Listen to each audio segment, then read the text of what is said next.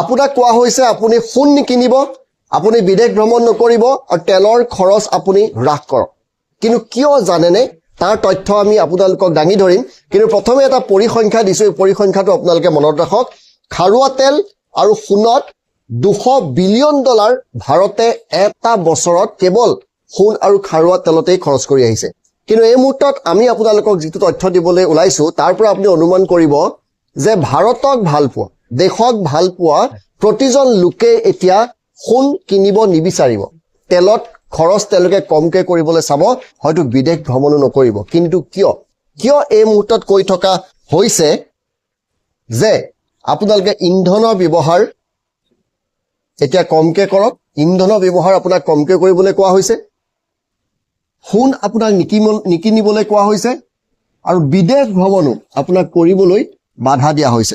কিন্তু কিহৰ কাৰণে এয়া কোৱা হৈছে?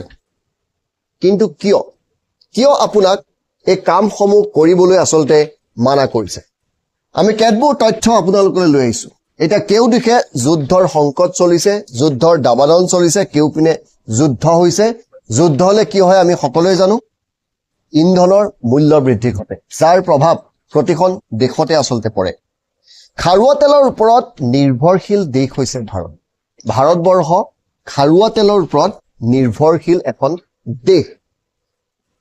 ভাৰতে খাৰুৱা তেল আমদানি কৰে।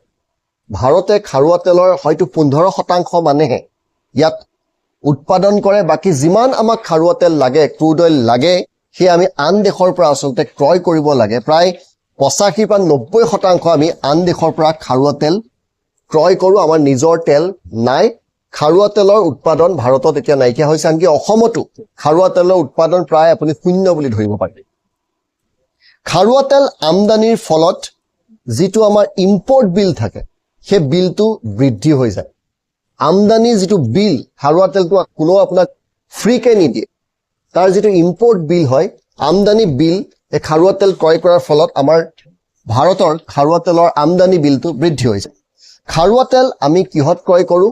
ডলাৰত ক্ৰয় কৰোঁ। আমি ইণ্ডিয়ান ৰুপি বা ভাৰতীয় টকাত আমি খাৰুৱা তেল ক্ৰয় নকৰোঁ, আমি ডলাৰত এই খাৰুৱা তেল ক্ৰয় কৰোঁ। কিন্তু যেতিয়া ক্ৰাইচিছ হয়, দাম বৃদ্ধি হয়, ডলাৰ বৃদ্ধি হৈ যায়, প্ৰতি ভাৰতীয় মূল্য যেতিয়া হ্ৰাস পায়, তেতিয়া ভাৰতীয় মূল্য হ্ৰাস পায়।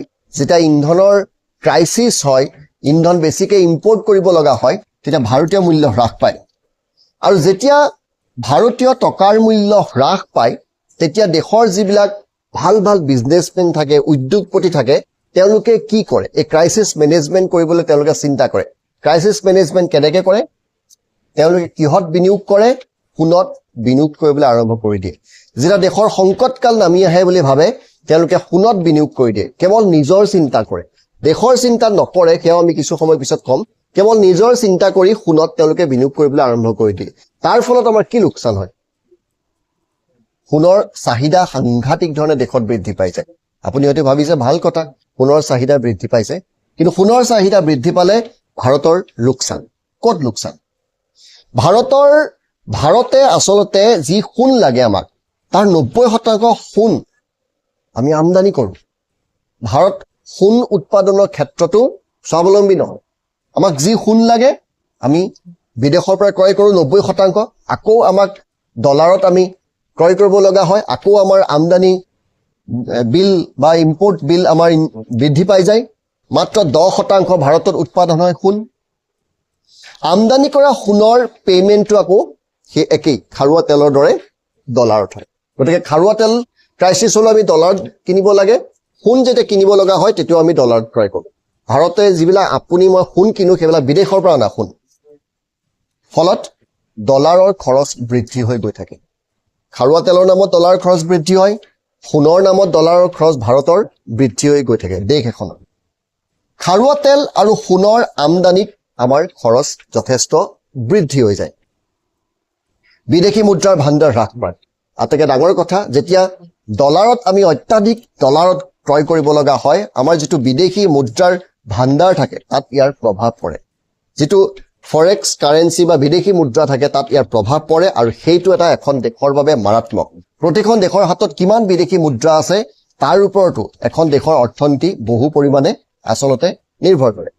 বিদেশ ভ্ৰমণতো কিন্তু লোকচান আছে আমি খাৰুৱা তেলৰ লোকচানৰ কথা ক'লো অত্যাধিক খাৰুৱা তেল খৰচ কৰিলে আমাৰ কি লোকচান হয় অত্যাধিক গ'ল্ড ক্ৰয় কৰিলে কি লোকচান হয় বিদেশ ভ্ৰমণতো আমাৰ সমানে লোকচান আছে যাৰ বাবে বিদেশ ভ্ৰমণতো আপোনাক নাযাবলৈ অনুৰোধ জনাইছে ভাৰতৰ টকা আপুনি বিদেশত খৰচ কৰে আপুনি 1 লাখ টকা 50,000 টকা লৈ আপুনি থাইলেণ্ড গুচি গৈছে তাত গৈ টকাখিনি খৰচ কৰি থৈ আহিছে ভাৰতৰ টকা আপুনি বিদেশত থাইলেণ্ডত দি থৈ আহিছে ফলত থাইলেণ্ডৰ বিদেশী মুদ্ৰা ষ্ট্ৰং হৈছে কিন্তু আমাৰ উইক হৈ গৈ আছে বিদেশী মুদ্ৰা ভাণ্ডাৰ কম হলে আমি সকলোৱে জানো উন্নয়ন স্থবিৰ হৈ যায় বাকি কাম-কাজ বিলাকত ইয়াৰ সাংঘাতিক ধৰণে এটা প্ৰভাৱ পৰে প্ৰশ্ন হৈছে ভাৰতে সোণ আৰু তেলত কিমান খৰচ কৰে ভাৰতে সোণ আৰু তেলত কিমান টকা নিজৰ যিটো ইনকাম ভাৰতৰ দেশখনৰ এটা ইনকাম কৰে দেশখনেও ইনকাম কৰে বিভিন্ন সোৰ্চৰ পৰা কিন্তু কেৱল সোণ আৰু ইন্ধনৰ নামত তেলৰ নামত ভাৰতে কিমান টকা বিদেশক দি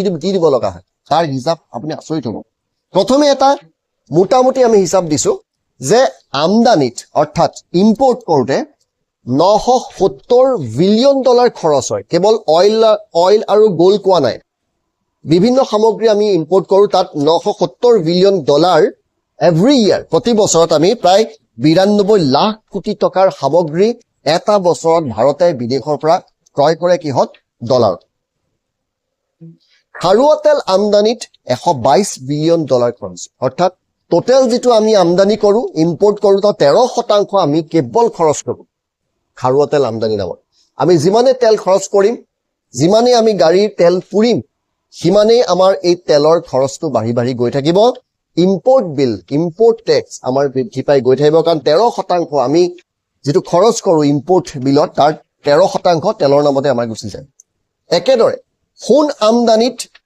72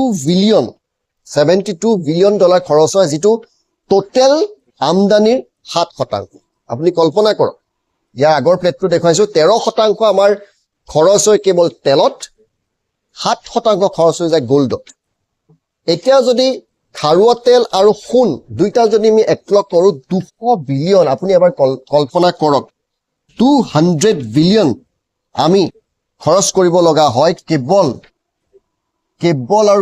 সোণ আৰু কিহত তেলত আপুনি ভাবক এখন দেশক কংকাল কৰিবলৈ হলে আপুনি সাংঘাতিক ধৰণে তেল খৰচ কৰি দিয়ক এখন দেশক আপুনি দুখীয়া কৰিবলৈ হলে আপুনি সোণ ক্ৰয় কৰক নিজৰ কাৰণে সোণ কৰক দেশক ভাল পোৱা প্ৰতিজন লোকেই এই প্ৰতিবেদন চোৱাৰ পাছত তেল কমকে খৰচ কৰিব সোণ ক্ৰয় কৰাৰ পৰা অন্তত কেইদিনমান বিৰত থাকিব ইতিমধ্যে আমি জানো $1 মূল্য 95 টকা হৈছেগৈ ধেমালি কথা নহয় তেওঁলোকৰ এটকা আমাৰ 95 টকা আৰু ডলাৰৰ মূল্য তুলনাত ৰূপী হ্ৰাস পোৱাৰ বাবে আমি আৰু টকা দিব লাগে এটা উদ্বেগজনক খবৰ যে 12 মাহত 12% হ্ৰাস পাইছে টকাৰ মূল্য এটা বছৰৰ আগত 85 টকা আছিল এতিয়া 95 টকা হ'ল 12 মাহত 12% মূল্য আমাৰ ভাৰতৰ ৰূপী হ্ৰাস পাইছে তাৰ ফলত কি হয় ৰূপী দুৰ্বল মানে দাম বৃদ্ধি ৰূপী দুৰ্বল মানে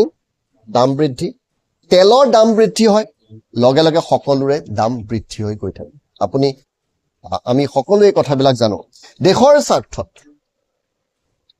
খৰচ হ্ৰাস কৰা এয়া আমাৰ সকলোৰে আহ্বান যে দেশৰ স্বাৰ্থত তেলৰ খৰচ আমি কম কৰো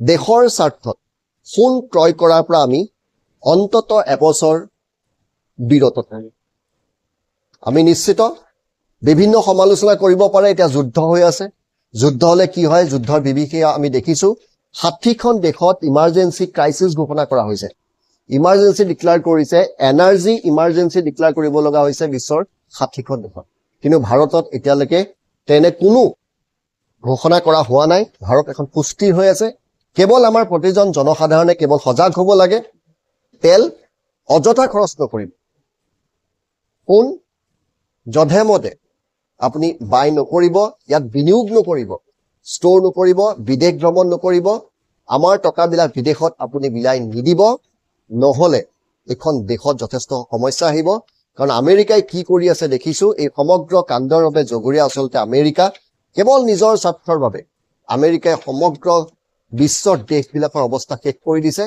কিন্তু আমি গৌৰৱেৰে ক'ব পাৰোঁ আজিৰ তাৰিখতো ভাৰতত আপুনি মই ফূৰ্তি কৰি আছো। এতিয়াও আমাৰ দেশলৈ সংকট অহা নাই, কিন্তু বিশ্বৰ 60খন দেশত এনাৰ্জি ইমাৰ্জেঞ্চি ডিক্লেয়াৰ কৰিব লগা হৈছে। আনকি চীনতো দাম বৃদ্ধি হৈছে, আমেৰিকাতো দাম বৃদ্ধি হৈছে পেট্ৰল ডিজেলৰ। এতিয়ালৈকে ভাৰতত একেই আছে। যদি আমি তেল ক্ৰয় কৰি গৈ থাকোঁ, সোণ ক্ৰয় কৰি গৈ থাকোঁ, তেলৰ দামো বৃদ্ধি কৰিব লাগে।